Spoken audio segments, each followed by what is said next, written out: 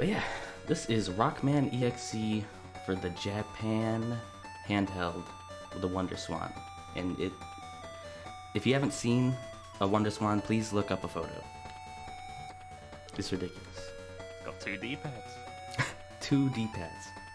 I love that handheld, by the way. I love the WonderSwan. It's so bad.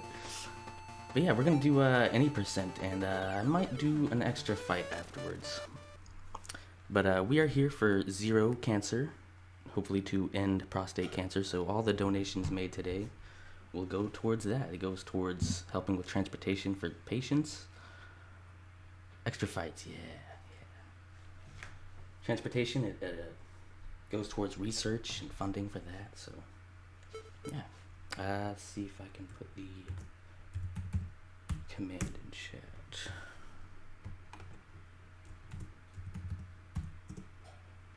There we go. Do this one? Oh, Yeah, I got it. Yeah. But yeah, let's go ahead and get this started. Let me reset my thing here. All right. Let's go. Good luck. Thank you, thank you. So, yeah, this is Rockman EXE WonderSwan on the Bandai WonderSwan color. It was only released in Japan. It's a spin-off. That was my dog. It is a spin-off of the Battle Network series on Game Boy Advance. If you've seen Network Transmission on GameCube, this kind of has a few similarities. Wow. Not one shockwave at all. And this game came out, what, like 3-4 months before Network Transmission? 2 months after, I think. After? The sortie room, Yeah, dude. let me check. I always forget. Rooting for that world record? Nah, it ain't gonna happen today, bro.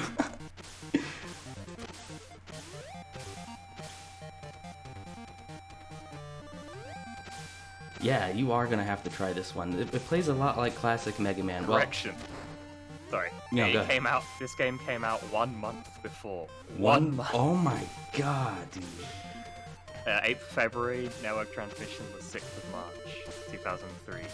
That's pretty amazing, actually. So, like, the development times were at the same time, I'd imagine. That's insane. I think, well, Network Transmission was Arica, so I don't think this one was Arica. Yeah. It would be different. Right there. But yeah, this is Fire Man. We just take him out with the Buster, and when you come into this room, you can hold a charge shot, let go of it as the room transitions, and you can turn your face into a Buster shot and get some extra damage in on it. That was not a great fight. And the hitboxes in this game are pretty jank. As you just saw, Mega Man can take a full fire blast to the face and feel nothing. He's a god. Yeah, hitboxes go from a strange range of being pretty lenient for the player, so being smaller than they look, and way bigger, like whenever spikes are around. It gets real bad with spikes. Yeah. This is licensed as a Mega Man game, but like it's not. If you want to explain the life bars. And how life bars? Yeah, like how they're not. I mean, like, yeah. So, life bars aren't.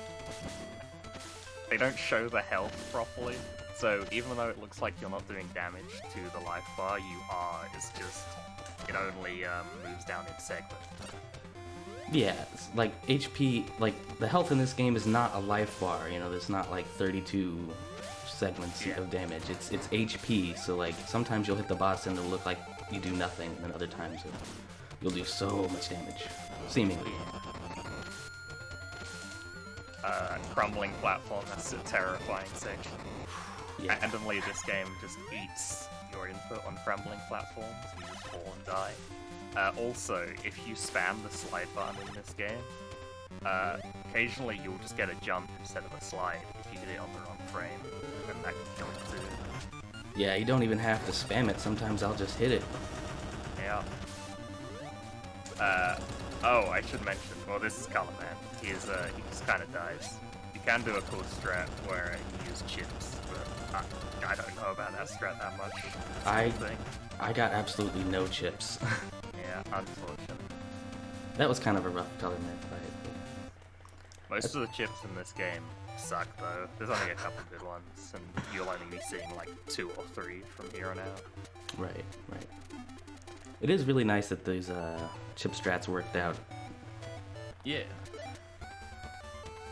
Another thing too, like any Mega Man game, if you want to just jump out of a slide, you can just jump out of a slide whenever you want. But in this game, if you try to hold the D-pad in any way, you just will not jump. Yeah, it's not spiked. That's okay. Got caught on the edge. Yeah, it's not quite like Mega Man 6 where you need to turn around first. You can just jump out of the slide whenever. You just need to make sure you're not holding any D-pad direction. Yeah. So not quite as bad as Mega Man 6, but it is still weird. It can definitely kill your forward momentum if you're not paying attention. Yeah. Or not quick enough to re-grab the D-pad for sure. Yeah, this game is very brutal. You can just die at any moment. You do get a lot of lives though, at least. Yeah, I think they're pretty fair with the lives. There's a lot of them. Speedrun is brutal. Fair. You'll see that even more coming up pretty soon. Yeah. This is my least favorite room in the game before I learned how to do it properly. This one? Yeah, that one. I don't know why. I would always get caught on that spiked block there and it would just take me down with the ghost. Ooh, that conveyor belt is very scary. We try to go for a slide on that to give us a nice little boost. You move very fast on a conveyor belt that's going the same direction you slide. And here is the most broken chip in the game. Burner. Or Body Burn, I think it's called. We all call it Burner though, WonderSwan. It makes the game actually fun. This chip is so good. You're invincible while using it, and it gives you a bunch of forward momentum, and you can do a lot of really cool tricks with it. Thankfully, for whatever reason, Pharaoh Man is also weak to it.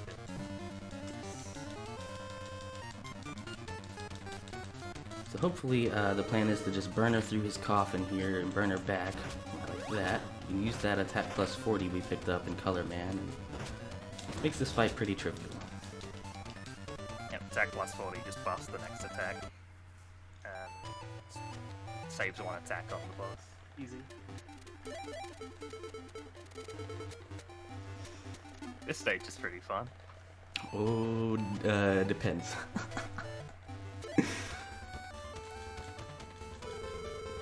But if you noticed in the corner there, I have, on the left corner, I have a frame counter going. Not counter, but, you know. Yeah. The frame. It shows the frame rate of the game. Yeah.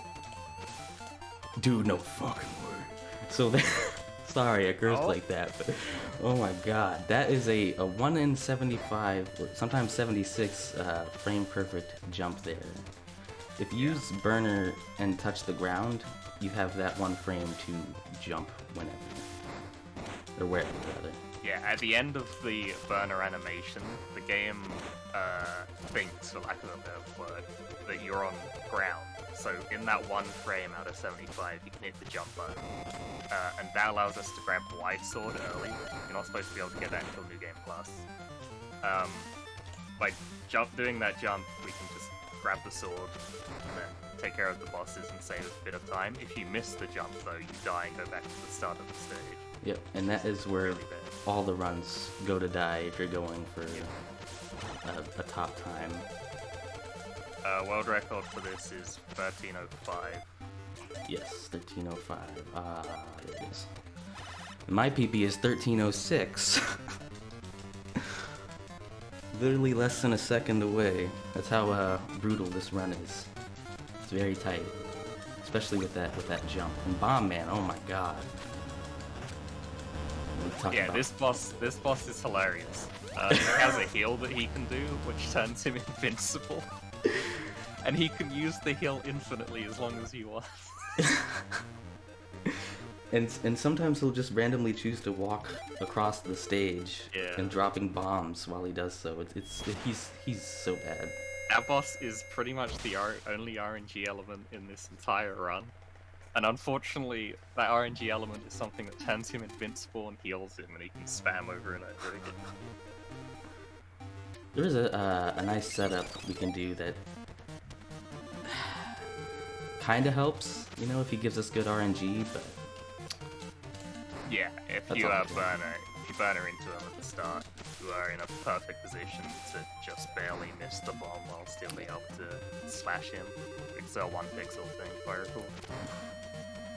So we just got Aqua Custom Style, and we're going to be using this for this stage, and we're supposed to use it for the last stage, but, you know, we'll see. I think it makes you, it doesn't make you a little bit faster, does it? It seems to, No. for some reason. No, it doesn't. I gotta be honest, I forget what it even does, but Right. the purpose we use it for is just for the Aqua element buster. Yeah, so we're going to be fighting Fireman again here. And here's the giant screw. I think you get like, what, just, oh no, I didn't go far enough. At least you didn't fall right through it. Right. This screw sucks. Right. You just get a handful of frames before you fall right through. Sometimes you can just fall through. I'm gonna take it extra safe for some reason. There we go.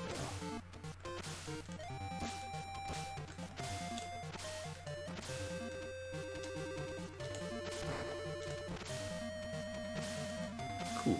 Now we're coming up to Fireman V2, and we're gonna take this burner off and switch to we'll switch to our Buster. I'm gonna charge him twice and then sort him down. He's even easier than he was the first time. Update, I have figured out what Aqua Custom does. Oh shit. So, it makes it so you never lose connection with land. A mechanic that is so important that we didn't mention it. Oh! That's true, that's true. Hey, sorry, you go. At certain points in the level, land will... There's like a connection bar in the top right. And sometimes in the level, that goes away, and you won't be able to send chips to Mega Man. Sometimes it triggers randomly, man. Like, I'll be standing around, and it'll just turn off. So, the connection also lowers over time, and like it gets worse the more deaths you've had in a stage. Oh wow, dang. Well, here I'm gonna switch to Heat Guts style just for the style. I like him. He looks cool. We don't normally use him. He feels so slow. Same speed though. Really? It doesn't feel like it. The only one that's Oh slower no! is I birdered instead of slid off. Oh my god. the only one that's slower is Wood Shield. You can get a bunch of styles in this game. They're all kind of useful, but only for very certain things. And you can't get them all in one playthrough. What style you get is just dependent on the boss you beat at the end of the stage. There's nothing you can like influence. Unlike the normal BN games. And all throughout this run, there was some branching paths that you can take to go to other stages and other bosses from the BN series. We'll be in one in particular. With Snake Man, a Lek Man. Who else? Magic Man. Yeah. And isn't there one more? Don't remember. Well, I mean, there's 2 Electmans, so... Oh, yeah, 2 Electmans, yeah. Ah, I did it again, but hey, we're here to, we're here. How do you use PAs? This game has PAs, I wonder if I have any. Yeah, this game does have PAs. I do not have... You don't have the longsword. Damn. Oh well. The only way out of that pit is to kill yourself. Yeah. You can open that door with the Life Sword program advanced, and then it gives you Undershirt, which halves damage, but you do not have the longsword for that, and we don't grab that in the any percent run. We only grab that in 100% because you need to, obviously. I have yet to do an all stages or a 100% run. I don't really want to. All stages is pretty fun. Getting a deathless run is really, really hard. 100% is a bit excessive for those 3 playthroughs. I meant to switch to my Buster here. But here's Proto Man. We have to fight him because we're cutting in on his action. He doesn't like that. Yeah, he's like, no, I want to be the final boss. And then we show him that we have the power of Burner and a White Sword. And friendship. He really likes jumping though. You can get him into a pretty good pattern, but kind of hard to get sometimes. He's got like the most mid-killable AI. You can kind of do a loop with a faster shot over and over, but it's not very fast. And those are the only Yoku blocks in the game. And they're over a bottomless in pit. any percent anyway. Yeah. Oh yeah, that's true. Yeah. There's still Yuku blocks in Snake Man stage. Oh yeah, those are the and worst the secret ones. stage. Those Yoku blocks in Snake Man are very hard. Yeah, we're gonna. Did not know those spikes weren't insta-kill. But we're gonna use that invis that we picked up earlier in this stage on the final boss here, the Life Virus. And Roll's there. We gotta help her. This boss does so much damage to you, he two-shots you usually, but we have invis, so it's okay. Hopefully it won't be an issue. Gotta just invis at the last second and just mash. Yeah, that was good. You can also stand on his head for some reason. Yeah. Oh yeah, I forgot about that. Yeah. But cool. 1522. That wasn't bad. That's the game. Any percent is very fast. It is a very fast run, but it's very difficult to learn to get to that point. That jump is very difficult. It's a very janky game. Yeah. I'm surprised I got it first try too. In the run, anyway. Sometimes you'll go forever without getting it. It's so hard. I love how all the character portraits are just chopped off here in the credits. I love how like half of them don't even appear in the game outside of these credits. Yeah, Yai and Glide don't appear anywhere else.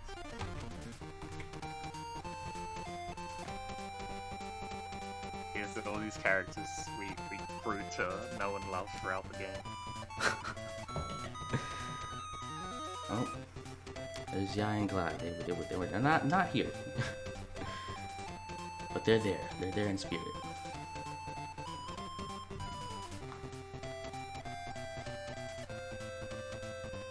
There is one more stage in this game, but it's a secret stage, and you can only get it from doing all of the stages, which requires 2 playthroughs, unfortunately. And if you get all the chips right on a 3rd playthrough, after you beat that special stage and boss, you get a super secret boss. And of course, Land and Mega Man look perfect. How do you trigger that then? You have to beat the EX spot rush on the hardest mode. Oh, which yeah. is beating all of the bosses in the game, Buster only. Oh my god, I forgot. In a row. Yeah, there is a boss rush after you beat Gospel, correct? Yeah, you have to go into the title screen menu. Yeah. You unlock it after getting 100%. Yeah.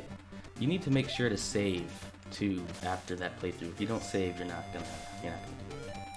But I'm gonna show off the Gospel fight real quick. It's not too. This is the end of the secret stage you unlock. I just kind of jump and sword and recover. The Buster only fight for this is kind of equally as boring. But this is a really fun game. It is jank, and I do talk a lot about how bad it is sometimes, but it really is fun. It satisfies a whole lot of hidden desires, like wanting to see the BN characters in a side-scrolling platform that actually looks good. For the most part. I mean, in pixel form, you know. I mean, yeah, the ladder climb animation, so it's way better than their web transmission, at least. Yeah, some of the animations in this game are just absurd. Like, Mega Man's just standing animation before he goes idle, he looks like he's like straight out of Mortal Kombat. It's hilarious.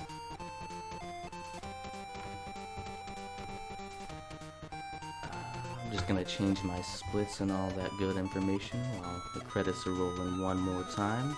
Fat Kid, I appreciate you doing this. This is a whole lot of fun. Problem. We'll have to do some races sometime. Thanks for inviting me. That's fine with me. Yeah. Yeah, good luck with Drop the Bass. Thank you, I appreciate it. And we're gonna get in here, Crayon. Yeah, we're gonna get a CrayonCrayoff in here to do some commentary with that.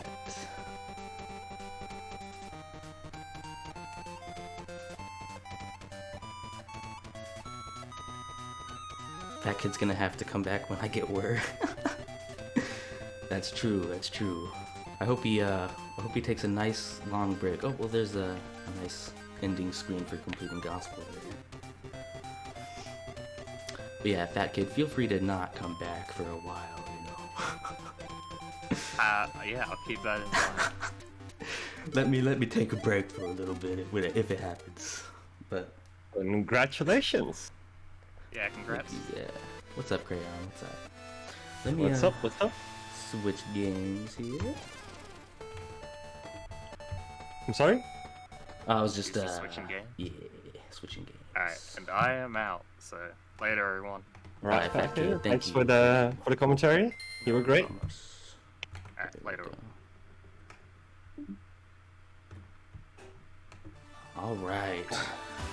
Alright, so we're going to go straight into Battle Network. Do we do a introduction? What's the plan? Yeah, sure. Quick introduction, shoot it. Okay. Yeah, so this is have you introduced yourself yet, Existence? Have you thought of that? I don't think I said my name, but I am the Existence Project. What's up? And I am CrayonCrayoff. I'm going to be doing commentary for this game. Ooh, game volume seems a little loud. Alright, I will turn that down right now. Thank you for pointing that out.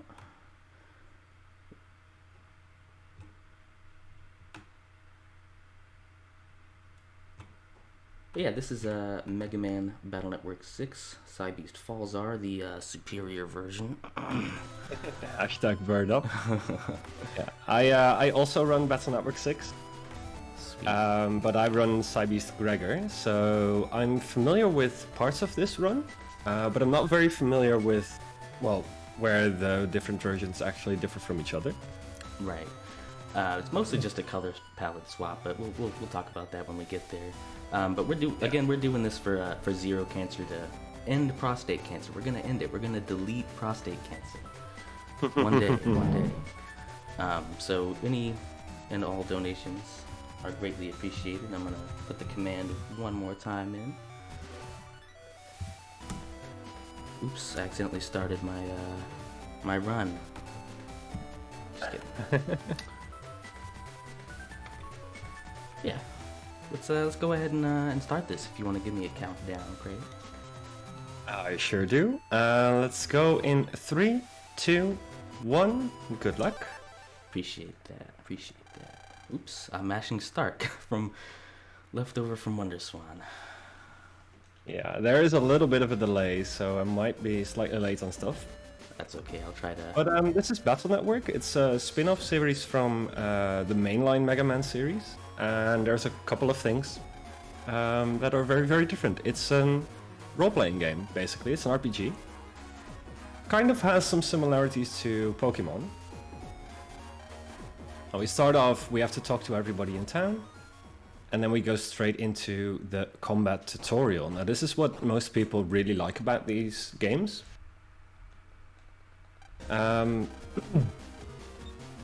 Basically, the combat is on a grid system. Right.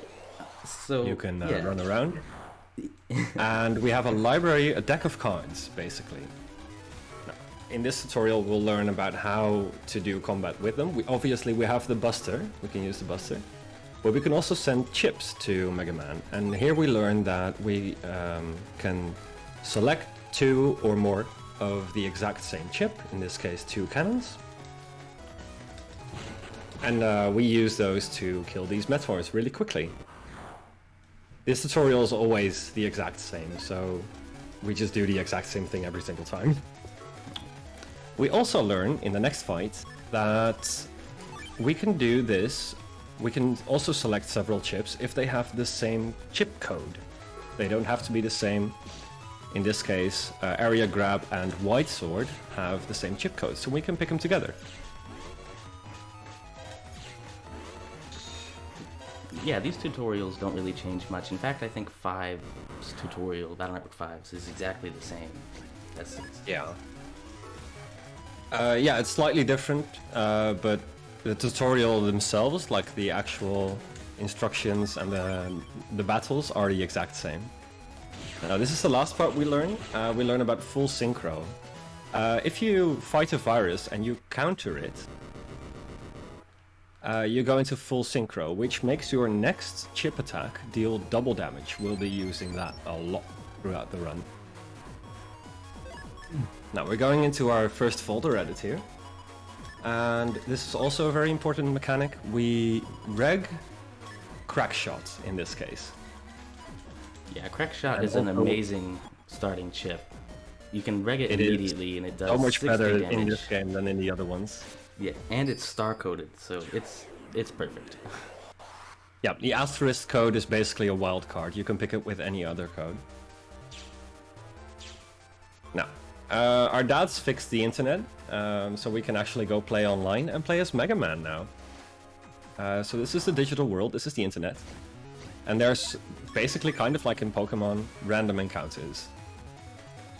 We're looking for a specific one because we need a chip to progress past this area. Oh, very nice encounter. Yeah, we need a Reflector 1 chip to get past that first gate there.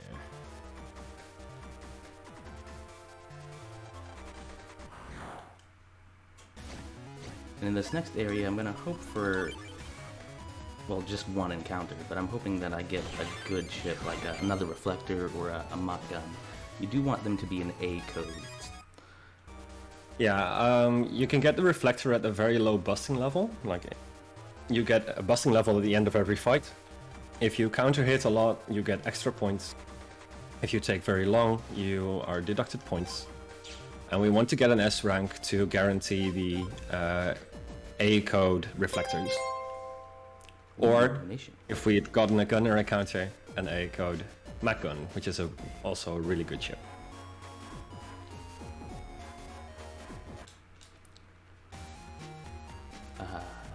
Do you have the donations open up, Crayon? Yep. Okay. I've got them open. Komari, thank you for the $5 donation. Bird up indeed. Thank you for that, Kamari. Thank you.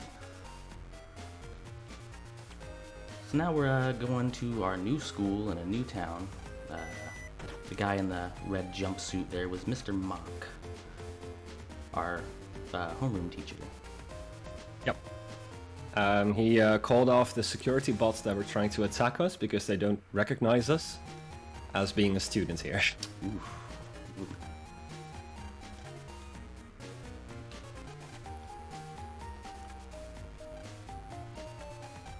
This area is actually really annoying. You have to talk to every student here. And the problem is the hitbox or the talk box for the students is slightly smaller than the talk box for all the desks that they're sitting on.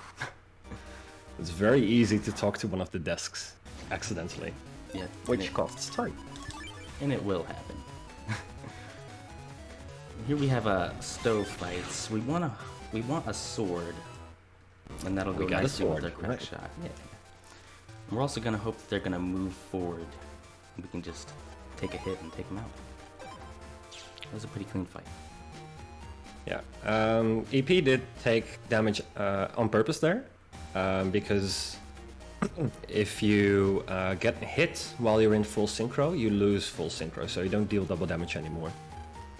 So we get hit first to get into iframes, and then counter hits to get the double damage. Wow, not one desk talk. That's pretty amazing. It does happen sometimes. There's a cutscene here, and we learn about a very interesting thing, copybots. Normally Mega Man is just a digital program, basically. But with copybots, you can send him into a robot, and he can walk around in the real world. And we're gonna use this to douse the flames coming from the Robobots, whatever they're called here. Yeah, security bots, Security I think. bots. Yeah, yeah, yeah. Yeah, so Mick doesn't like us, and he's been tricked by Blastman, a fire Navi, to attack basically the school. And Blastman takes over all the security robots, and they have flamethrowers for whatever reason. So we extinguish that stuff, and then we go into our first dungeon, basically, Robo Control Comp. Now this has a couple of interesting mechanics. First of all, everything is on fire, and we see the Mr. Progs running around, dancing around, being on fire. And what you just saw is a firewall. There are certain triggers on the floor that trigger a firewall like this, and the direction is more or less random. But the most interesting about it is the firewall saves your step counter. So when you run around, your step counter goes up, and if it goes up high enough, you get an encounter.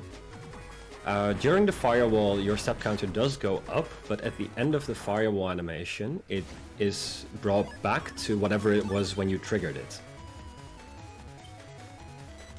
This is very important in the next area of this dungeon, where we will trigger a firewall on purpose. Ooh, that's a gunner. And we usually just get one encounter here in this first comp. We can get two, which is very unfortunate. Yeah, but you're not going three to myself here. at one point. Yeah, and then this next comp, hopefully we will just avoid every single encounter. Yeah, there is a very, very small chance to get an encounter near the end of this pass-through, but usually you just skip it.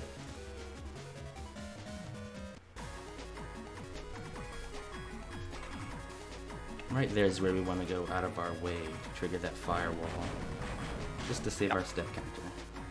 Yeah, you go up there, trigger another one, wait for the next one to trigger the specific one we want to, and then later on we stand still for a second, which is weird in the speedrun, but we do it to trigger another firewall so that we avoid as many chances as we get to get an encounter. Yeah, right here. We're just gonna hang out, and the trigger is right there. They all line up pretty nicely in this comp. Oops. You can sneak some movement in as the fire waves are going across the screen as it's ending, but I failed it there. Yeah, a little bit too early there, but that's alright, that's alright. It's not too much of a time loss. As long as we don't get an encounter. I mean, you've skipped every encounter now. Yeah, we're good. So yeah, near the end here, we still have one prog to save, but we jack out and we jack back in to reset our step counter and to bring back our health to full.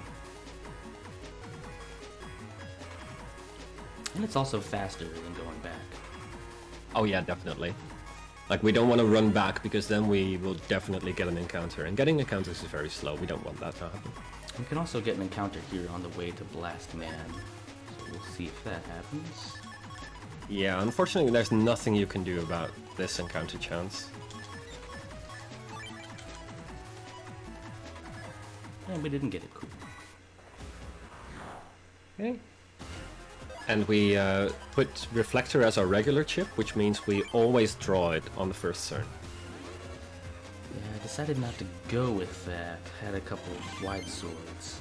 Yeah, here's Blast Man. He's gonna move, what, 3-4 times? And then attack. 3 times and then attacks. He also avoids your lane, so this is why we stand in the top row. Because we want him to move to the front if we have a wide sword, so there's a larger chance of him doing that if you stand on the top row, because he won't move to the top row unless he's attacking. And if we did take that reflector there, which normally we do, I feel like, then we do want to stand... Almost always. Yeah, almost Yeah. always. And we want to stand behind Because- that cube, and he will automatically do that fire spin attack, and it will Yep. get a counter off every time. Yeah, Reflector is the easiest counter on Blastman, but if you don't need it, you don't need it. Swords are really good too. It is still very important to reg the reflector, because we do have some fights coming up that pretty much require it. So we've saved the school, and Mick is now sort of our friend, a little bit. And we ran into a problem earlier on, where we couldn't go past the second area because there was a locked door there, a barrier. And Mick is the one who put that there for some reason. He put a barrier on the internet. And he tells us where the key is. We get some very important items here. Sneak runs. Sneak runs work kind of like repels in Pokemon. As in, if our base HP is high enough to always run from an encounter, which it is now, activating a sneak run will mean we do not get encounters at all. So we can just run around here as much as we like without getting encounters for some amount of steps. I don't actually know the exact number. I do not either, and I don't know if you just said this, but it's entirely dependent on your base HP as well. Yes. Yeah. In other Battle Network games it works a little bit differently, but in this game your base HP is what determines whether or not you can run away and what your chances are of doing so. The first pass through in this area we had a 75% chance to run away on the first try, and with our extra HP, which we picked up in Robo Control Comp, we now have 100% chance to run away.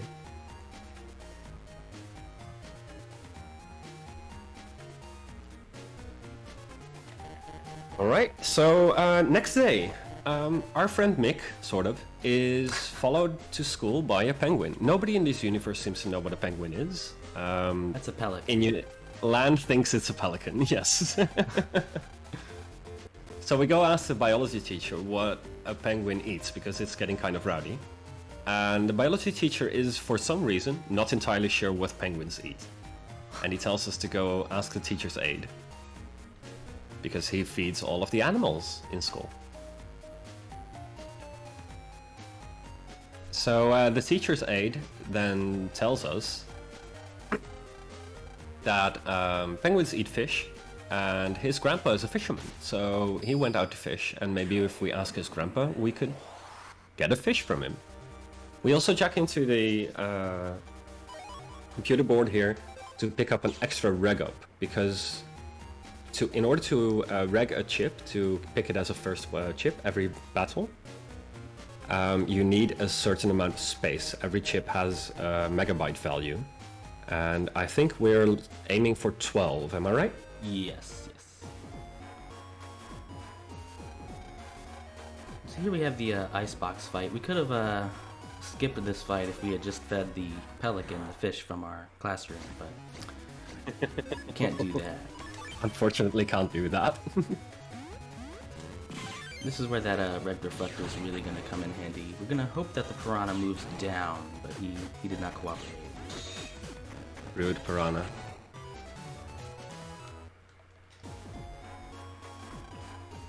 And we It's alright. We just take a little bit longer here, but it's not too slow. It could be a lot worse.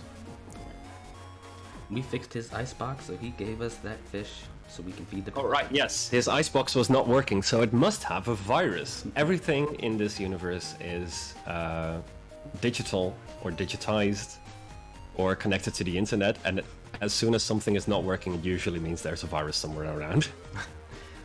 Even coolers. Even coolers, ovens, everything. Toilets, we'll find out later. Toilets. And Navis have jobs, like day jobs. Yes, that is true as well. So yeah, we've fed our penguin, and now we've come up with the brand idea of finding out where the penguin came from. The whole series starts on an oven going wild. Exactly. So yeah, we go on the internet and we want to go to the next area, seaside area, to look at a message board and see if anyone has lost a penguin. We have to talk to this blue panicky Navi before we can progress, but Man says he's fine, so I'm sure he's fine. Yeah, he says he's fine, so we kind of just ignore him and move on. We're also going to take this time to come down here and get this copy damage. Very useful chip. But you do pick up copy damage in Falzar as well, yeah.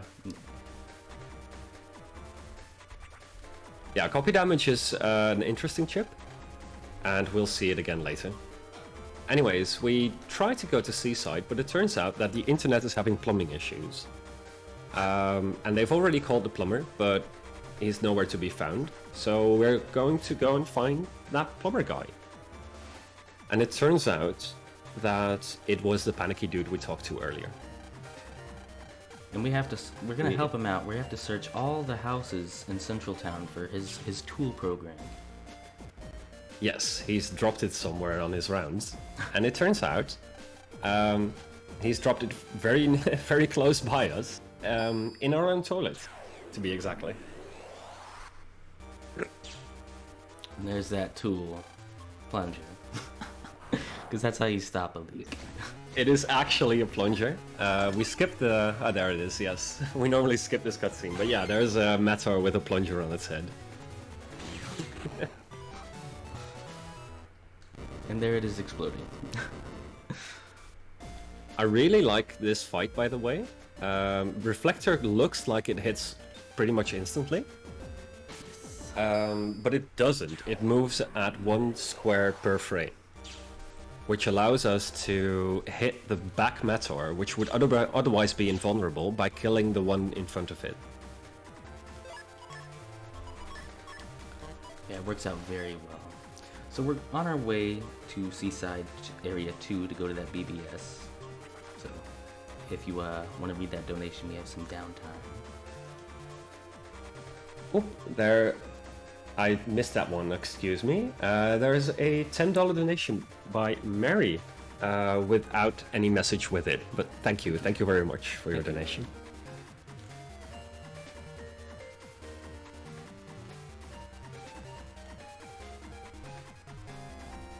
So, yeah, we bring the plunger back to the plumber, and he fixes our issue, and we go into Seaside area. Now this is where many runs die, unfortunately. We also need a specific chip here, which is dropped by these piranha guys. Yeah. It's a train arrow. You can get it from a rank 5 and up, I believe. So it is quite easy in theory to get, but if you have any other viruses on the field, it makes it harder. Yeah, I looked it up actually. It is a 25% chance to get it. There you go, easy, every time. But yeah, even if you get an S rank busting level, there's only at most a 50% chance of getting the chip.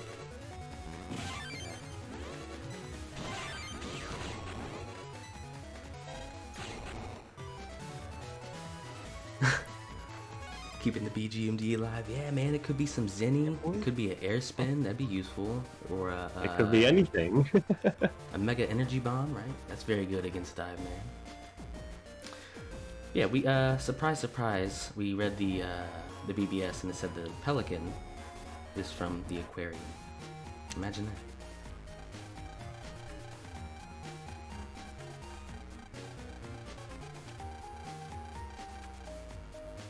So now we have to go to Seaside Town, and we're gonna deliver the pelican back. I love how we all agreed on just calling it a pelican every time. That's what it is. But yeah, we take the boat to Seaside Town, and we go to the aquarium.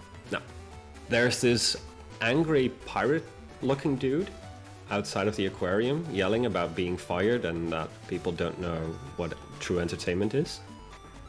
But he goes away, so we kind of ignore that. And it turns out that the aquarium is closed, unfortunately. So we just leave Mick with his pelican, and we go home. Yeah, there's no workers inside the aquarium. The animals don't need to be fed every day or anything like that. Exactly. Nobody's there. The dolphins are actually playing poker.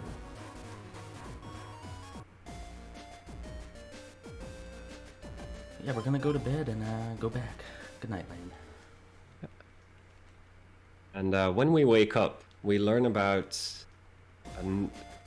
well, not a new mechanic in this part of the series anymore, but a very important one nonetheless.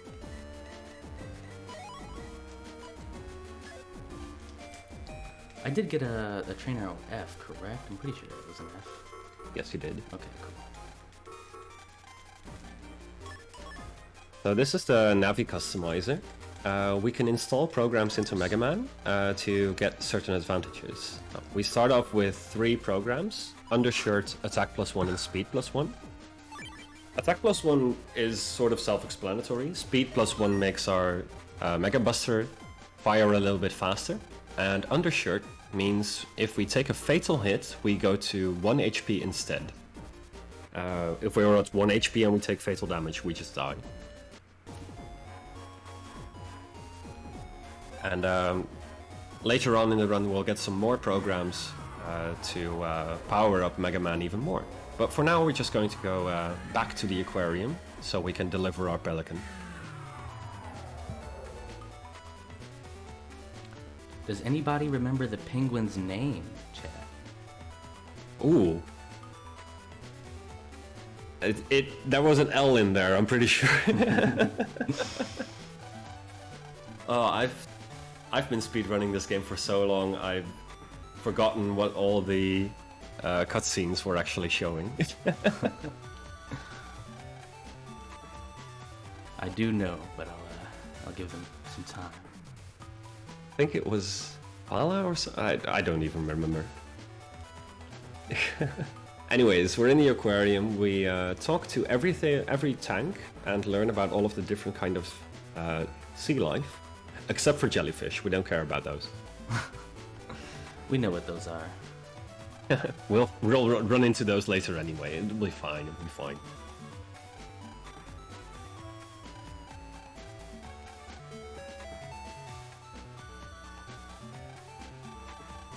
Then there's a cutscene coming up where we go to a dolphin show, I believe it is, and a show with the elephant seal. We have to grab that rig up from the trash can, and now we're at 12. You can Yes, it also really reg, lines up very well.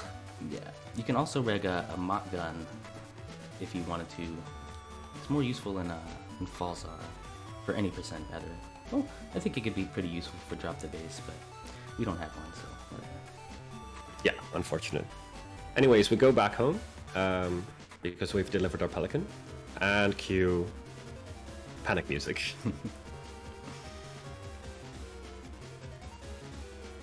All the animals have escaped from the aquarium. Yeah, everybody seems very panicky about this, even though nobody is actually in the water, and it doesn't look like the sharks are jumping or anything. Yeah, they're just turtles and penguins. They're fine. Yeah, so we just run through the aquarium again. We dodge this penguin. And there's actually a very important part of the run, a meme skip, basically. If you cut that corner really tightly, you can run past the penguin without turning around or changing directions. And we have talked about this, but changing directions actually loses you 1 frame of movement. You stand still for 1 frame, so we try not to do that. And also, because of the isometric view, vertical movement is much, much faster than horizontal movement. So we try to move vertically or diagonally as much as we can without changing directions, if we can help it. This is why you see EP mash his face into the wall all over the place. It's just to avoid turning around.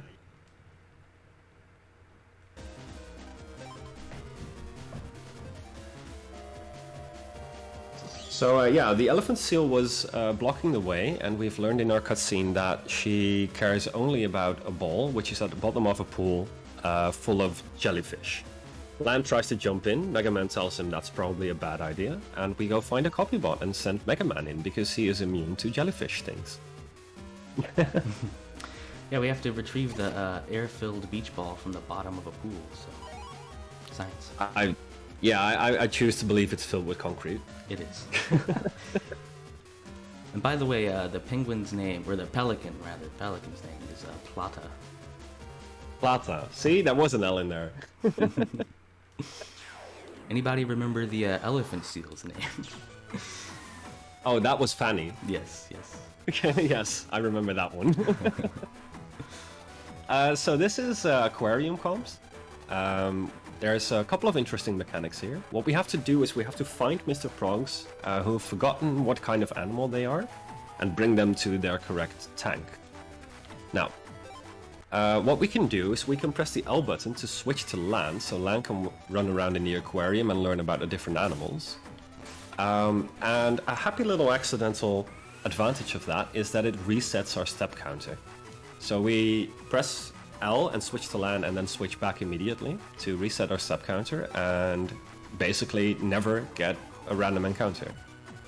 There are several points throughout this comp though, where no matter how tightly you line up your L presses, you'll always have a 6% chance of getting an encounter. So we take those basically. It's possible to do more L presses, but it's faster to just get lucky. Yeah, there is it's a 6% chance on the very first prog and the very last prog in comp 3. Yeah, unless you somehow screw up your movement, then there's probably a higher chance. And if you feel like you're gonna get an encounter, just press the L button and then you should be fine. And Yeah, then I've had runs where I'm just...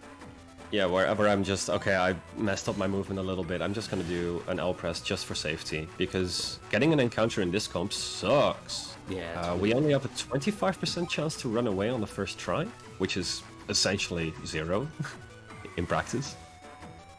And the encounters take forever to actually kill. They're pretty tough. I've considered maybe taking one if you did not have the train arrow, but I don't think that's a very great option. Well, I think they might do it in the SP, like the 100% races, or not races, but yeah, 100% category. In the 100% category, they do take encounters in here sometimes, just to get more chips, because you need all of them anyway, basically.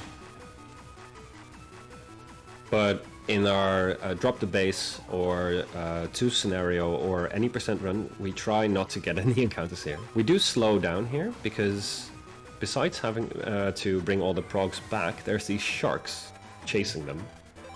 Now the red sharks are on a fixed path. They go in a circle or they go between 2 points. And the blue sharks try to chase you. So they will move towards you if they encounter a junction, which is why we slow down to trick that blue shark to go where we want it to go. If we didn't slow down there, we'd get pinned between the blue shark and the red shark, and we'd lose our prog and a lot of time, and we don't want that to happen. And if you move the same way after you have a prog every time, then they will move in a fixed path as well. Yes, yes. It looks scary, but it's not too bad. It's just a matter of practice, and it especially in the first comp, in my opinion at least, the movement for the third prog is pretty tight. Yes. Like you can't really afford to get caught on a corner here or go the wrong way. You will get caught by a shark if you do. This third comp here, there is 4 L button presses, and these are very, well, these are a lot tighter, rather. I often get an encounter right around when I should be doing my 3rd or my 4th L button. And it sucks. Like, I usually run dive percent, so at the boss at the end of this comp is where I stop my run. And getting an encounter right before fighting him hurts so bad, especially if you're on PB base. Getting an encounter in general is very slow here. Well, except for the 100%. I mean, yeah, but if you're going like an any percent or a drop the base, getting an encounter sucks still. Don't get me wrong, but you've got a lot of time in the rest of the run to make up for it. In dive percent, if you get an encounter here, your run is dead. Yeah. Oh, I L button too early. I'll just fix that real quick. Just do a safety one. We'll call it a marathon L press. I also really like the movement for this third prog, where you can just hold down. Yeah, it's really nice. Lets me scratch my face. Exactly. I do like how the music changes in this comp, where when you pick up or drop off a prog, it changes right after that happens. It's very nice. True, and in general, goes for the entire Mega Man series, mainline and Battle Network, basically. But the music in these games is absolutely fantastic. Oh, yeah. Like, it has no business going as hard as it does, and I love it. Ooh, I messed up there. Oh, I might get eaten. Oh, nope, I'm alive. Wow. Juke that blue shark like a boss. So, yeah, we go into the Diveman fight. I need to edit my folder first, I think. Yeah, you haven't yet. Yeah, that was not a great edit. It's gonna be fine. It's gonna be fine. Yeah, it'll be fine. No big deal. Alright, here's Dive Man. Dive Man is a troll. It is absolutely... Fighting Diveman is a pain, because he dives down and can't be hit by almost any form of damage. There are some chips that can hit him while he's underwater. And when he gets back up, after 2 movements, he has, I think it's like a 38% chance of attacking. So he doesn't even always attack, which means if he doesn't attack, you can't counter him. But we do get a counter and a train arrow. That is a very lucky draw. And on his 4th attack, he always does this wave attack, which you saw flash on the floor for just a moment before Existence destroyed it. And you can kind of manipulate his movement as well. He'll move, like Crayon said, he'll move twice and attack, and he doesn't want to be in your row. So yeah, and he also doesn't want to backtrack. So you can sort of manipulate his movement, but all of the torpedoes flying around make that difficult at times, unfortunately. yeah, and to the point where you'll sometimes just tank a hit if you don't have full synchro, just to get him to move where you want to. Yeah, I do that a lot. But yeah, so we save Mick from our piracy friend, who is, turns out, a bad guy. Who knew? And Fanny and Plata actually saved the day as well. They knocked him down. Oh, right. Yeah, they should've charged. showed There's a penguin. There's actually a cutscene with a penguin on an elephant seal charging a pirate. I love this game.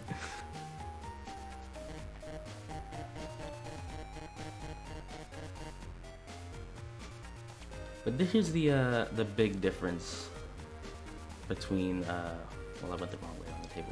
But the big difference between Falzar and Gregar, well, the first real big difference. In Gregar, you would go do the Heatman scenario, but we're gonna do Spoutman scenario with Shuko from BN4. So we get to see her again. Yeah, so this is kind of where my knowledge starts to fall apart. Yeah. And I'm going to have to rely on Existence to explain everything. Yeah. So the story. But yeah, usually in the other game we would do, as Existence said, Heat Cross scenario. We get to play as Heatman from Mr. Match, which we know from some of the previous entries in this series. But in this version we get to play as Spoutman. And eventually, after that scenario, we learn Spout Cross, which is another new mechanic in this game. Introduced in BN5, if I'm not mistaken. Or BN4, actually. BN6 was the cross system. Yeah, there's the Soul system in the... Oh, yeah. Souls Yeah, were which is kind of BN4. Yeah, which is kind of similar, except in this game you don't need a chip to use a cross. So the story behind Spoutman and Shuko here is that we're going to take her class because she's just become a student teacher, and we want to help her get her lesson planned and ready to go. But Shuko has forgotten that she has a part-time job at the aquarium, so we're using Spoutman to go tell her boss that Shuko is on her way. But Shuko, being Shuko, releases some fish data onto the net that we have to go retrieve. And this is why Falzars generally run less, I think. I don't know why. It's not too bad. True. This is, by the way, the door we needed a train arrow for. Without train arrow, you can't actually pass through that door. Right. And now the whole net is underwater. We gotta go find those fish. So the big difference is that we buy an extra sneak run as Spoutman, because we're going to be using 2 in this scenario. We have to do these door fights first, though. We want to end these fights with a counter. That's the fastest way to do them. And Spoutman's signature chip is very, very useful and very, very much overpowered. Drip Shower. It does 30 damage, and it rotates around the enemy field. And if you have a full synchro, and if this piranha moves to the very top, oh, he did not. You can kill this fight in one hit.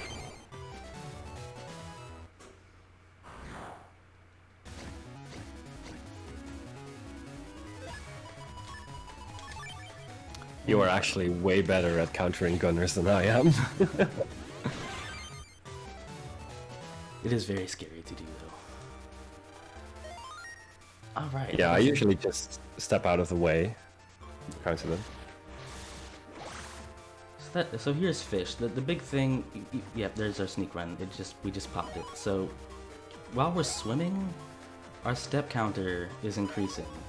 So once we get down onto the ground, we could potentially get an encounter here, which is absurd. But yeah, that's so. Yeah. So the main thing we want to do to capture these fish is that once you get close to the fish, they'll start to run away, and we want to get into their path. Yeah, they always run away in the same direction. They have fixed patterns for movement. Each time you get close to them, they'll try and run away, and they always go the same way every single time. Right.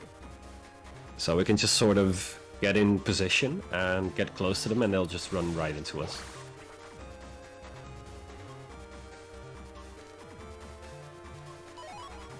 Yeah, so see there, I have to go around these fish to not trigger their movement, and then trigger their movement. And they'll just swim right into me. The area 2, the third area for fish, there is a cool little movement thing I've been working on. The first fish will not move at all after you trigger him. He'll swim once, and then he'll just wait for you to get him. And if you swim to the right a little bit to trigger another fish to move, and then go down, you'll be in the path of where that second fish stops, and you'll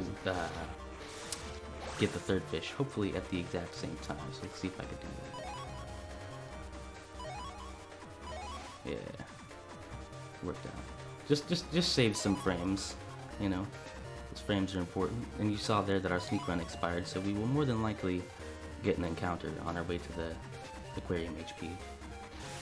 But hopefully not. And there it is. But we can run, so no big deal. Still unfortunate we got the encounter though, but whatever. And so get back, and now we can fight Spoutman. Spoutman is a little bit difficult in my opinion because his counter windows, he doesn't have like a good tell. And you saw right out of the gate there, he hasn't a chance to attack you. Very weird AI, in my opinion. You can bait him, sort of. He wants to. If you go to the front, generally he'll go to the back. That's good for if you want to get a train arrow off on him. And he did the drip shower on me. You can cancel that. Yeah, if you move to the same square that he's trying to jump to, he won't do the attack anymore, right? Yes, exactly. Yeah, this fight, whenever I watch Falzar run, this fight is what gives me nightmares. It seems really hard. He doesn't really seem to have any good tells to counter him. Yeah, it's pretty much just a timing thing. But beating Spoutman gives us access to Spout Cross. And if we use this, it does plus 30 damage to any Aqua chips, and it also heals us. Just hit his HP till zero. Yeah, just hit his HP. You're right, Chaotic. Good point, good point. You just have to kill them and then you win. Just draw Life Sword every time.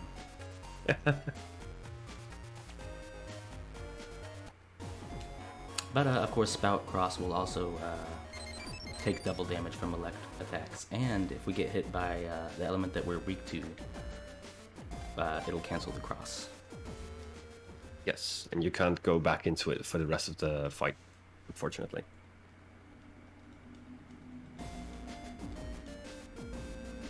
I'd say that's the strat in all the games, come on.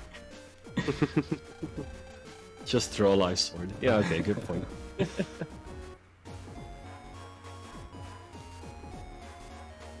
4 is going to be very, very exciting, so stick around for that, everybody. Oh, I went the wrong way. I need to go find Iris. That's right.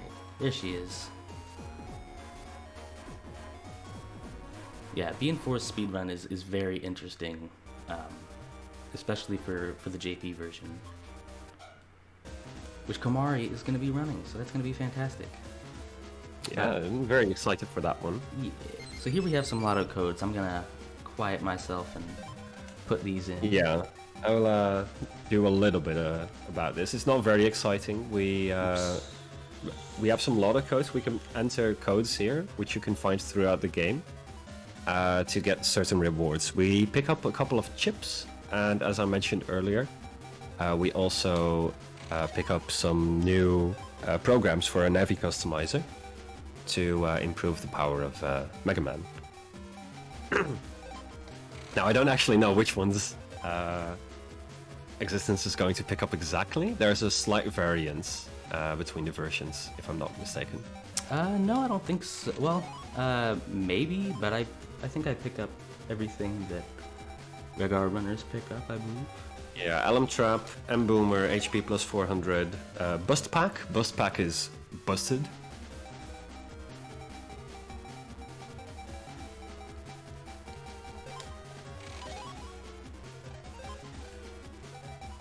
I don't actually remember what the last one was. I picked up a full energy. Okay, yeah, that is very smart actually. We're getting very close to the end of the run actually. In this game, this is the game where you can fight base the earliest in this in the story. And picking up a full energy is actually quite smart because there's a couple of encounter chances before we actually fight our final boss. And base is very hard. He's scary. Yeah, he's not too bad. He's kind of predictable, but he does a ton of damage. Right. Even one misstep or reacting a little bit slowly to his attack pattern, and you're dead, basically. Now, this is my least favorite part of the entire game. I like it. I know you like it, yeah, and I can see why. I just don't. I don't think I was supposed to take out that many chips. No. It's gonna be alright. So here we're doing a folder edit to put all the good stuff. Oops, what am I doing? Put all the good stuff we just got in. I'm also gonna use a sneak run and put the programs in. We got Buster Pack, which adds 3 damage to each of our Buster stats, I believe, and HP plus 400. Pretty self-explanatory. So now Mega Man is pretty OP. Yeah, we put our programs in a bit weird, if you notice. We put Bust Pack off the grid, and what that does is it bugs Mega Man. It gives him a bug, a Buster bug, to be exact. That means our Buster attack, either it has a chance to fail, I'm not entirely sure on the percentages. Yeah. It has a chance to just do a normal attack, but it also has a chance to do a charge amount of damage. So it does 10 times damage. Yeah, the standard pellets, it has a chance to misfire.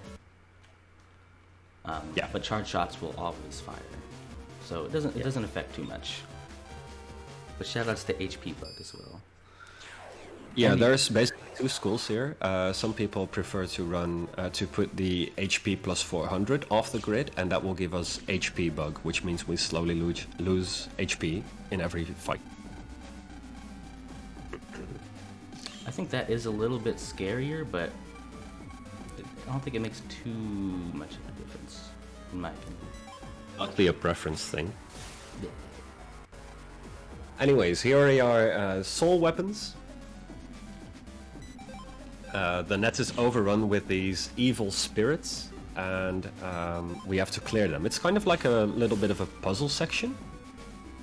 There's 3 different colors of evil spirits. There's red, yellow, and blue. Red ones can be killed in 1 hit. Yellow ones take 2, and blue ones take 3 hits to kill, unless you hit them from the back. If you hit any of these evil spirits from the back, they die instantly. So it's sort of, you have limited resources, and you have to find the most optimal way, or in our case, the fastest way, to get through these maps and kill all of the evil spirits so that the gate opens. It's very chill, very easy going. Yeah, I think I dislike it because it's almost all menuing, which I am terrible at. I kind of like it. Lets me kind of gather my thoughts for the next folder edit, or maybe something like that. I don't know. That is true. Yeah, it kind of gives you a moment to chill. It's always the same, so there's a very set route. There's not really all that much that can go wrong unless you like accidentally use the wrong weapon, for example. So it also gives you time to have a look at chat or see if there's any new donations or stuff like that. Right. And by the way, again, we are here for zero cancer, to end prostate cancer. So you command 0. There you go. There's the donation link and the schedule link as well. After this, I think we have isn't it X2? I would have to look it up. I honestly don't really know. Yeah, I'm not entirely sure. But yeah, we got some great runs. A lot of BN runs today, so that's awesome. Yeah, it's BN day today, but there's still a lot of classic Mega Man games as well going on. It's a cool event.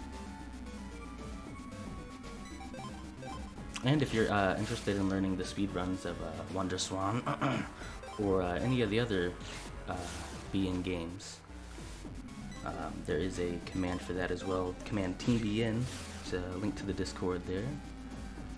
Yes, this is where all of our Battle Network nuts hang out. And yeah, it is a very chill place. There's lots of speedrunning resources, lots of links to every single BN stream, so it's great. Yep. So we killed all of the spirits, and Falzar, the Psybeast, is running around. We learned how to capture it. We capture it inside Mega Man, but now Mega Man is not feeling very well. So we we're going to look for the healing water, I want to say. Yes. Healing water. Yes. So we ask to use Spoutman, because Mega Man is unusable right now. Well, we actually don't ask Shuko. She already gave us permission, so we don't Right, even yeah, have to bother we saying can hi just to use her. Spoutman whenever we want.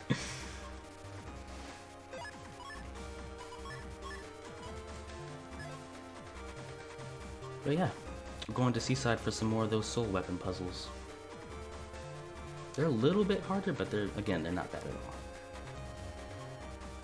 Yeah, we've got maps to just say, okay, now you do this one here and this one there. It's not too bad. Even casually, these aren't too difficult.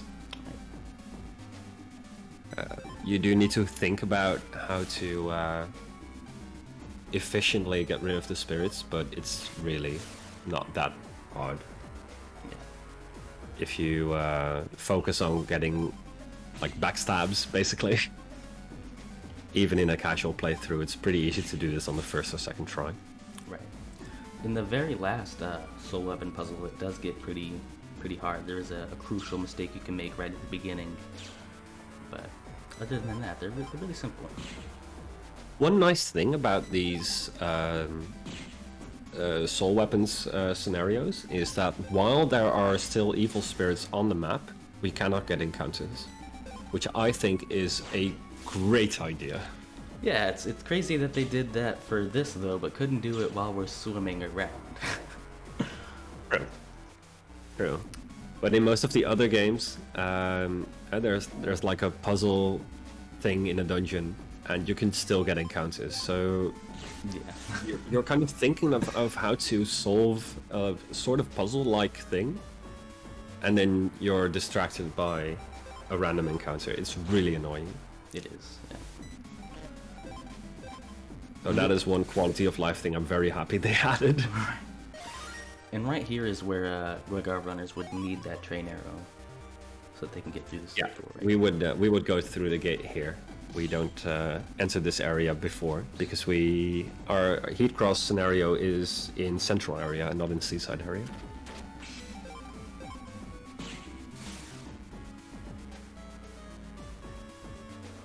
I really like this section just because it gives you more time to listen to the song. I like the song that plays here a lot for some reason.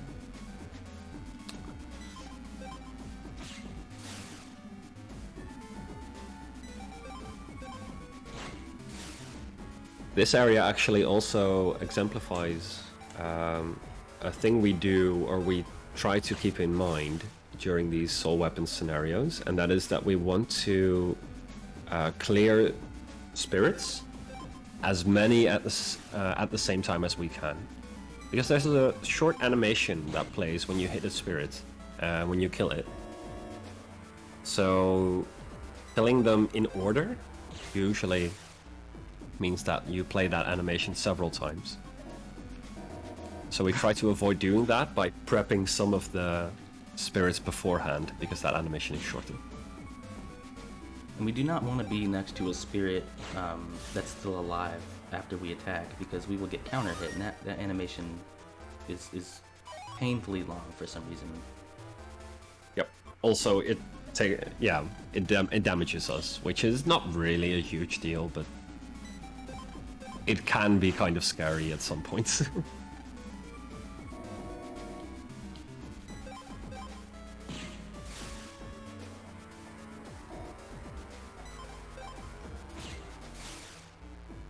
gonna kill all of these blue guys from the back. Very efficient. I've actually seen Goomba do a double soul gun there instead of walking up and doing a soul dagger. Yeah, I've seen that too. I wonder if that's faster. Can't It sure looked like it was easier. Yeah. Sword here. The last few in these are kind of annoying at first to figure out how to do, but again, we have a map. It's really just memorizing which weapons to use at which time. And right after we get done with these last few evil spirits, we do have the heal water fight. It's just one virus battle. Pretty simple fight. And then we'll get the heal water and deliver that to Mega Man.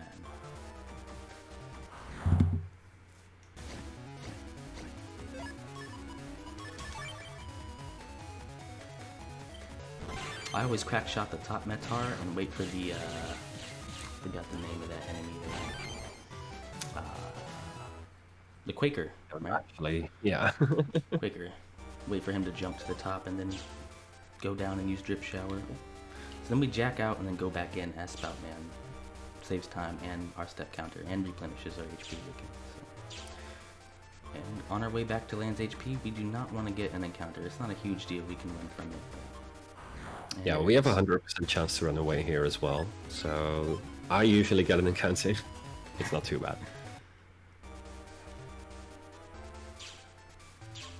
And we unlock a very, very important mechanic. Very cool mechanic. Cross beast. Beast out. Beast out, yeah, beast out. Yes. Well, we unlock both of them. This is true, yes. So we learn about Beast Out. We add a Side Beast button to our UI, and it channels the power of Falzar in this case. We turn into F Beast, basically, for 3 turns. And what F Beast does is it gives us a very cool power up where elementless chips deal 30 extra damage, and also when you use a chip, you automatically move in the quote-unquote optimal position to use it. It's not always where you want to be. Right. And in Falzar, it's worse because we do not have super armor. If we were playing Gregar, we would have super armor, and it wouldn't be as much of an issue, but you have to really be careful when you're using those chips so you don't jump into an enemy attack.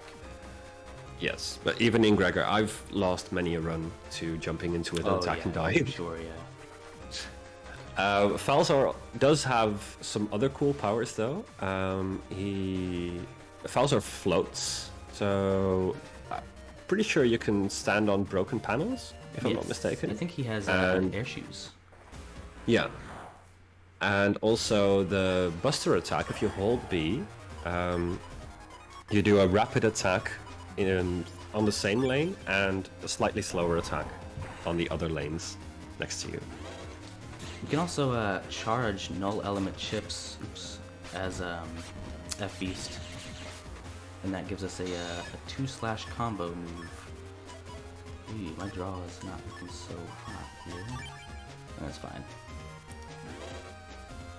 Yeah, Beast Out is actually very interesting in the Falzar version of the game, because it is actually used. In Gregar, we usually just heat cross and leave it at that, because heat cross is busted. Very, very busted. And you will see that later as well.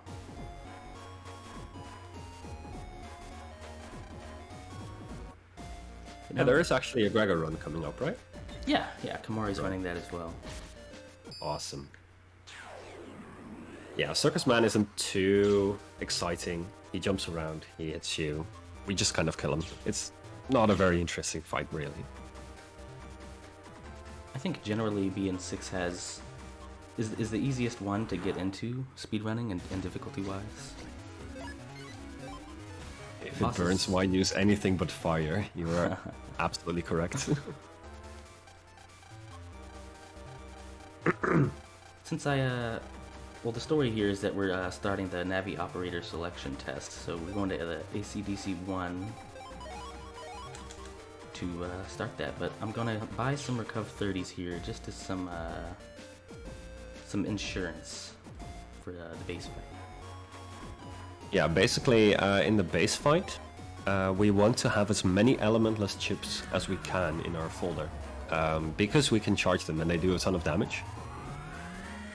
And also to interrupt base's attacks, which is very, very important. You need to do that, and otherwise you will just die.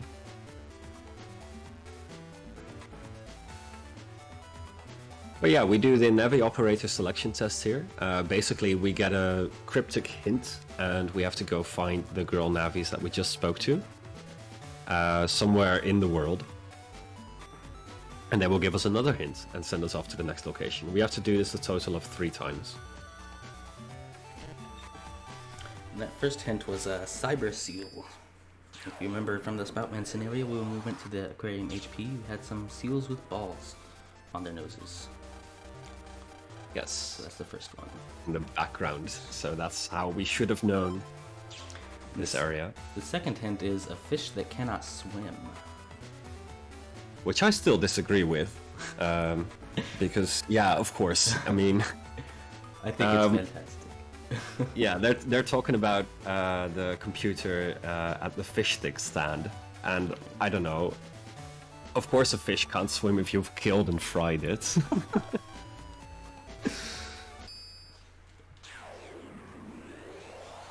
Does anybody here like fish sticks? Am I a gay fish to you? Yes. You gotta give them some time. I gotta get somebody with it. That third... I figured I'd save them from it. But yeah, the third one is actually really weird where they're at. Yeah, it makes no sense. The hint was something about always watching, I think. Yeah, I'm always looking at crayfish. Always looking at crayfish. And it turns out there's a tank with crayfish in our classroom. And we also learned that there's a security cam in our classroom pointed at the crayfish tank for whatever reason.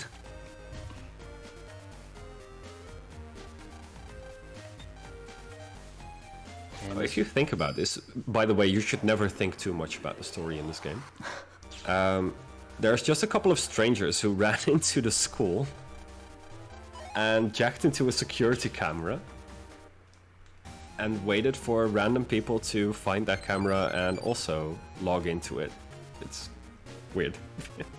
Kamari, you can start getting ready if you want to. I figured we'd be pretty ahead of schedule considering WonderSwan was pretty fast. Yeah. But yeah, if that's okay, I don't have any extra content planned.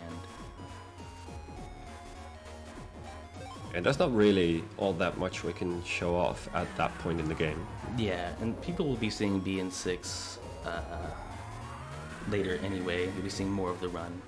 And Kamari's going to show off some stuff, I think, you know. Yeah. So. But we are in Greentown. This is the final area of the category, rather. Yeah, there are more areas in the game, but we don't actually need to go there. Wait, are you Kamari? Yeah, you didn't know? You're doing Beast SP. Show off the entire game. I'm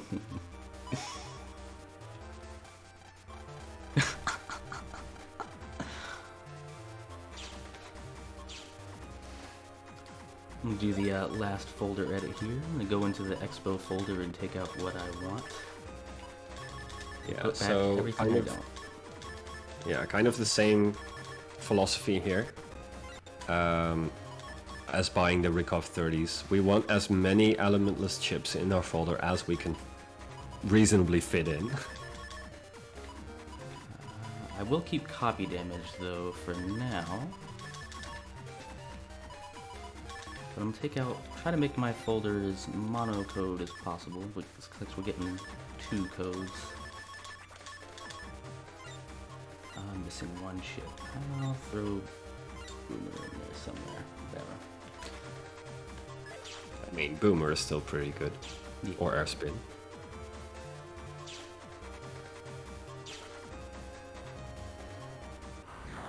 So we need to make our way to Green Area 2. Let's see if I want to take this. Oh, I did not reg copy damage. That'd be important. Ooh. It's good that you find that out now. Oh, why did I do that? I didn't move back for the crack shot. That's okay. Our Buster is very, very much overpowered. Let me go ahead and reg that copy damage. There we go. So we need to make our way to Green Area 2. There's going to be a gate blocking our path. That's going to ask us the punishment for hitting a Mr. Prog on the head. Oh yeah, that's right. So Greentown is all about the justice system, basically. They have the judge tree. It's basically a tree they turned into a computer, and it judges people. They use it as a judge in actual court cases, for some reason. But yeah, we go find our lawyer friends, and sign up as a lawyer, or a student lawyer. And we learn that the punishment for hitting a Mr. Prog on the head is something really infuriating, if I remember correctly. Yes, exactly.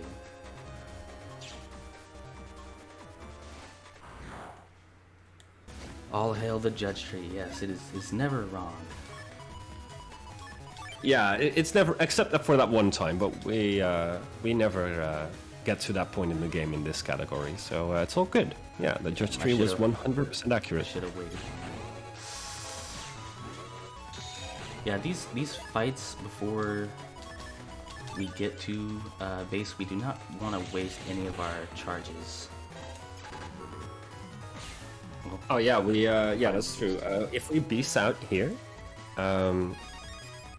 it loses a charge, so you can only be in beast out form for 3 turns, and you recover charges or turns basically by being in combat and not beasting out. You're right, chaotic. About as sturdy as our actual judicial system. In America, let me clarify. I am not familiar enough with the judicial system here to actually say anything reasonable about that. Ooh.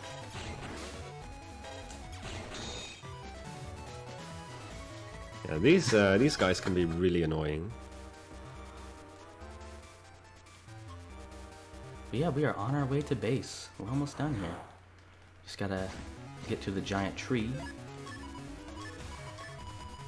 I think I will beast out one time. These fights are slowing me down. Yeah, there are a lot of them. But you'll probably get like one more encounter, so you should be safe to at least beast out once. Yeah, I think I'll get 2 encounters on the way there. At minimum. Could be 3. These If have money, then innocent, else guilty.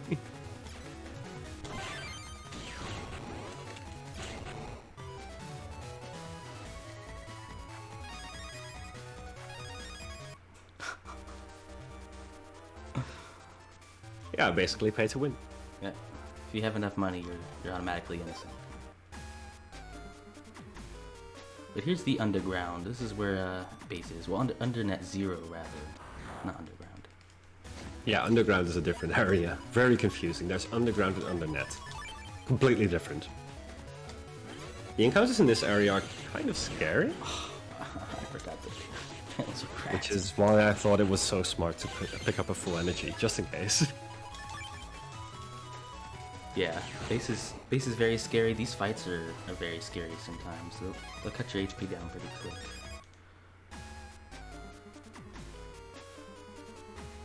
Hopefully we do not get another encounter here. Oh, yep, there it is. Fortunate. Well, we got Emboomer, so we're good. Yeah, this area is usually accessed way later in the game, but you can get here this early. So, yeah. So I'm gonna take copy damage out and put something else in B code, I guess. Reg, any non-roll elemental chip.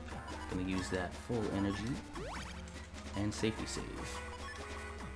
Yeah, safety save is definitely a good idea here. So we go into the base fight. Base has several attacks he can do. And he cycles between a couple of them. There's one attack that we don't want him to do the most. It hits our field randomly. It doesn't stun us or put us into invincibility frames. It does a ton of damage. But if we hit him with, for example, a charged chip, we can stun him and he'll stop doing that attack.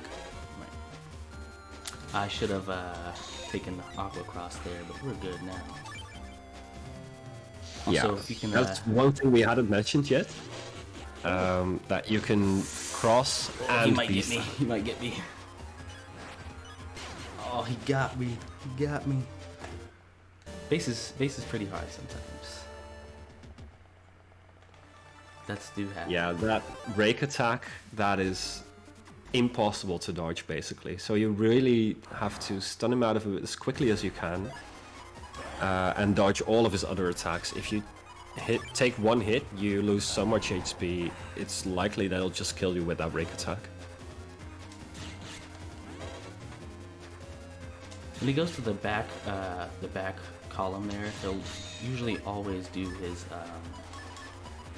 what is it, Hell's Rolling attack? Yes.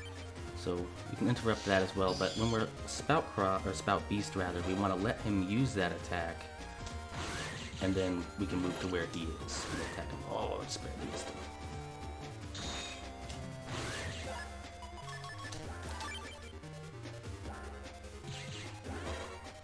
This is very tense. Come on, Ace. Got him. Oops. 111.52. It's not bad. 111.52 is, if I'm not mistaken, a PB. I think so. I think I got a 111 before, but it might be PB by a couple seconds. But yeah, I don't know what your recent times are, but I know on the board it's slightly under. It's 113 and a bit, if I'm not mistaken. Yeah. And thank you, Kamari. I keep putting the wrong command. Thank you for the GGs. Thank you. So that was Mega Man Battle Network 6 Drop the Bass. Fastest drop the bass of any Battle Network.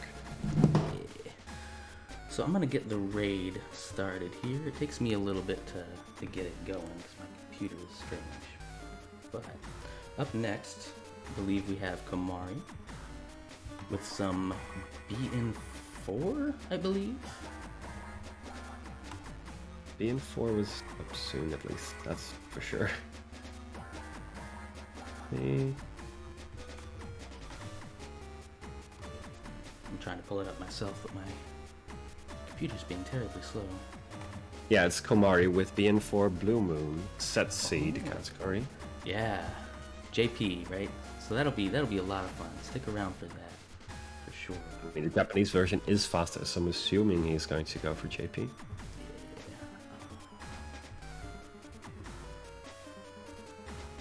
But yeah, Existence, I think you did a great job on the Drop the Bass. Thank you, I appreciate it.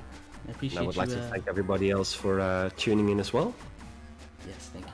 And I appreciate you covering the commentary. That was a lot of fun. I don't think I would have done as eloquently a job as you have. I had the advantage of not having to actually do the run. But yeah, it was a lot of fun. Thanks for asking me to do this. We should do this again sometime. Yeah, no problem. Yeah, and we should definitely get some races in. Yes. All right, I think we're going to go and surprise Komari. You'll never see it coming, this raid. Oh yeah, we're gonna scare him. He is live now. I'm still setting it up. I'm almost there, I promise. Almost there.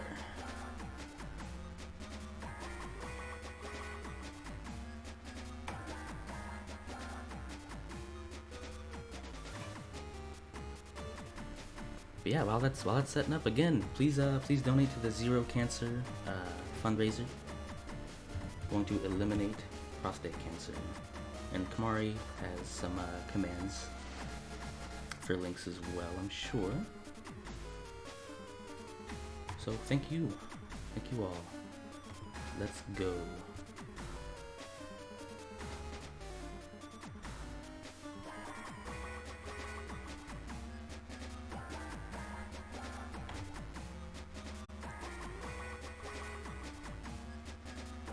Thanks so much, guys.